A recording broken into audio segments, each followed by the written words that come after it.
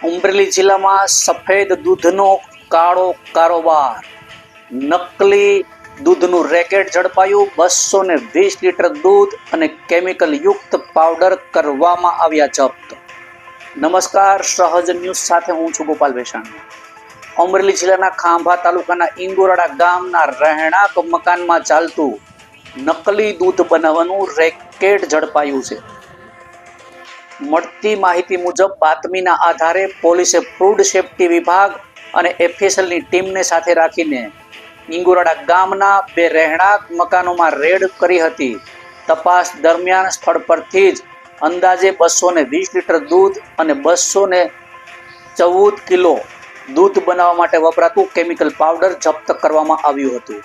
Food safety વિભાગ દ્વારા સ્થળ પરથી જ દૂધ અને પાવડરના સેમ્પલ લેવામાં આવ્યા છે અને વધુ તપાસ માટે એફએસએલમાં મોકલવામાં આવ્યા છે। સમગ્ર મામલે પોલીસ અને સંબંધિત વિભાગો દ્વારા વધુ તપાસ હાથ ધરવામાં આવી છે। આ બનાવ સામે આવતા વિસ્તારમાં ચકચાર મચી જવા પામી છે।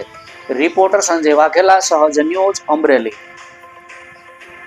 ગઈકાલે તારીખ 15/3/2026ની રાત્રે ખાંભા પોલીસ સ્ટેશનને ખાનગીરાએ બાતમી મળેલી કે ઇંગોરાડા ગામમાં નકલી દૂધ બનાવવાનું કામ ચાલી રહ્યું છે। જે અનુસંધાને ખાંભા પોલીસના ઇન્સ્પેક્ટર દ્વારા ફૂડ અને સેફ્ટીના અધિકારીઓ અને સાથે એફએસએલના અધિકારીઓને સાથે રાખી અને ઇંગોરાડા ગામમાં રેડ કરવામાં આવેલી હતી। જેનામાં રાજેશભાઈ જસાભાઈ આલ અને રાણાભાઈ જસભાઈ સુસરા એ પોતાની માલિકીનો જે વંડો છે તે નકલી દૂધ બનાવવાનું કામ કરી રહ્યા હતા।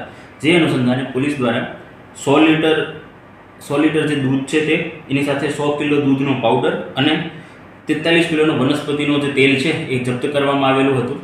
ફૂડ એન્ડ ડ્રગ્સ ડિપાર્ટમેન્ટના જે અધિકારીઓ છે એમના દ્વારા આ બધાના સેમ્પલ લેવામાં આવેલા હતા। આ જે જેટલું પણ નકલી બનાવટી દૂધ હતું એનું પોલીસ દ્વારા જે બીજા અધિકારીઓ છે એમની સાથે રહીને નિકાલ કરવામાં આવેલો છે અને એમને જે સેમ્પલો કબજે કરવામાં આવેલા છે એમને એફએસએલ ખાતે તપાસની અર્થે મોકલવામાં આવેલા છે।